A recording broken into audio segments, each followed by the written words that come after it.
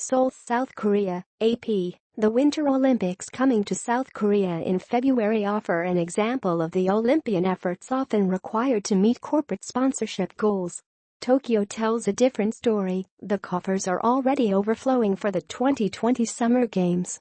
It's a tale of two cities in two Olympics, winter and summer. Pyeongchang is a little-known destination in one of South Korea's poorest provinces. It is the little town that could, bidding twice unsuccessfully for the Winter Olympics, before winning on its third try. A final push enabled it to reach its sponsorship target of 940 billion won, $830 million, in September, with just 5 months to go. Tokyo is an established global capital, and the Summer Games usually generate more excitement and more money. Organizers have raised 300 billion yen, $2.7 billion, in sponsorship, twice any previous Olympics. International Olympic Committee Vice President John Coates describes it as a remarkable achievement. The divergent experiences of two Asian host cities illustrate the challenges that smaller bidders face, as well as South Korea's dependence on the big family-owned companies that dominate its economy. Not that Tokyo is home free. The cost of the 2020 Games has nearly doubled from initial projections. As with most Olympics, taxpayers will have to foot a good part of the bill. Where CHAEBOLS rule. Starting with the 1988 Seoul Olympics, South Korea has used mega events such as the Soccer World Cup to raise the profile of the country and its manufacturing exporters. Pyeongchang is different. The project was initiated by local politicians in an area long alienated politically and economically in South Korea's rise to prosperity. Some feared people would confuse the city's name with Pyongyang, the North Korean capital. They couldn't count on the automatic support of the huge family-run conglomerates known as CHAEBOL, such as Samsung, Hyundai, and LG. When such mega events were the nation-state's key project, the CHAEBOL were called on and were expected to become the leading participants, said Ji Min, a professor at the National University of Singapore who co-authored a book on South Korea's use of mega events. In the end, the national government brought the conglomerates in, first in the bid process and then for sponsorship. That underscores both the outsized role they play in the economy and their close ties with government. They owe a debt to special treatment from the government, which in turn used them to industrialize the country after the devastating 1950-53 Korean War. After Pyeongchang's bid was rejected a second time, the government called on Samsung and others to help.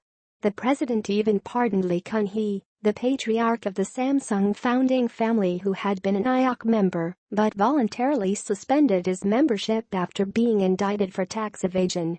The IOC reinstated Lee in 2010 with a reprimand and some restrictions, allowing him to lobby heavily for what became Pyeongchang's winning bid in 2011.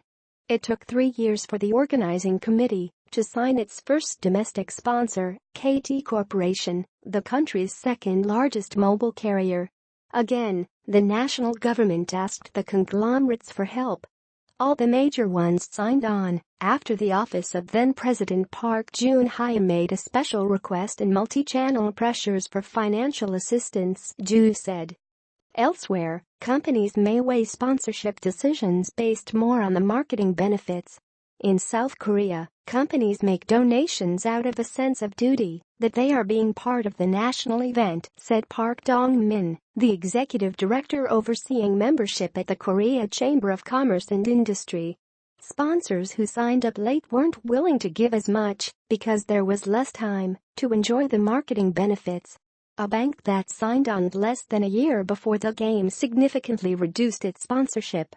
To top it off, a massive sports-related political corruption scandal rocked South Korea in 2016, just when Pyeongchang was making last-ditch efforts to raise sponsorship.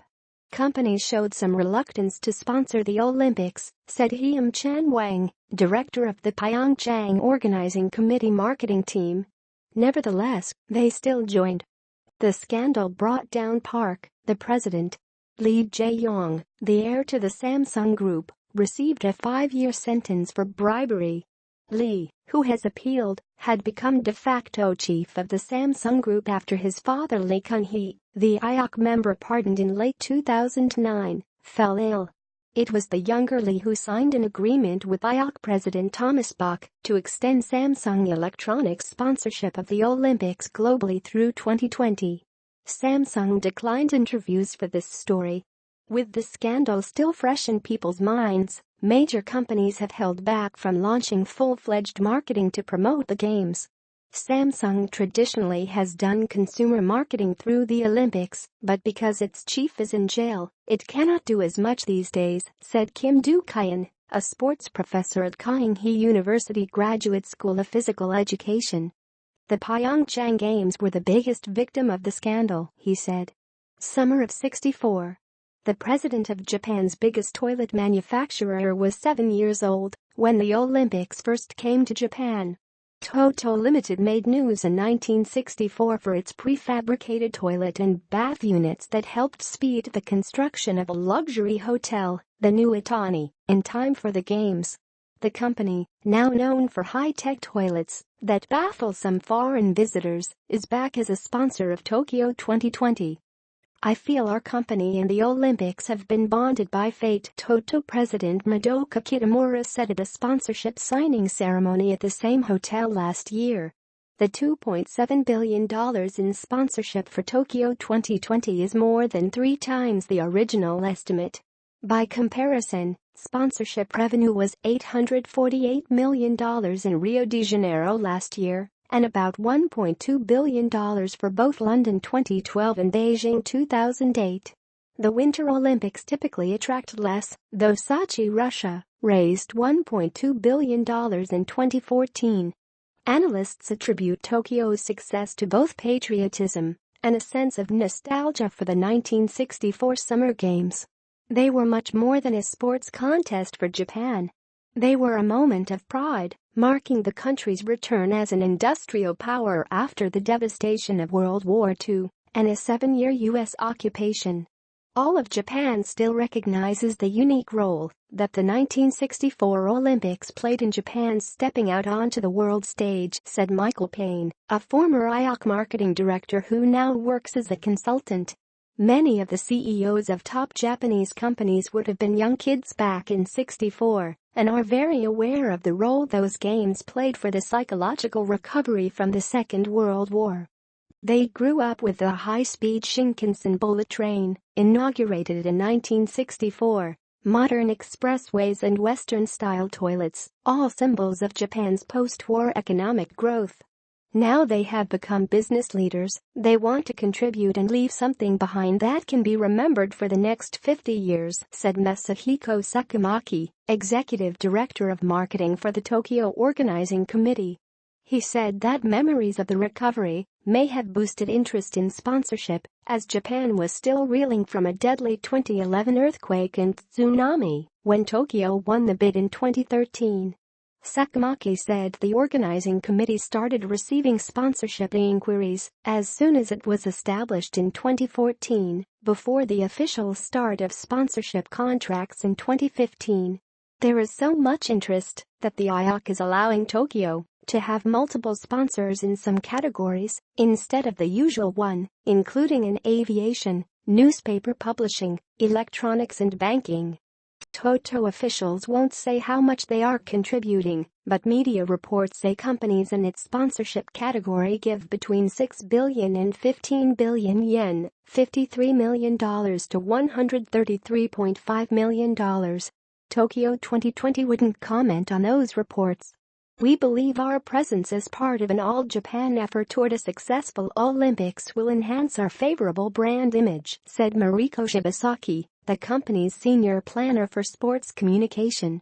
Thanks in part to robust sponsorship revenue, the organizing committee has increased its contribution to the cost of the games from 500 billion to 600 billion yen, $5.3 billion. The sponsorship revenue makes up half of the income in the privately run organizing committee's operating budget.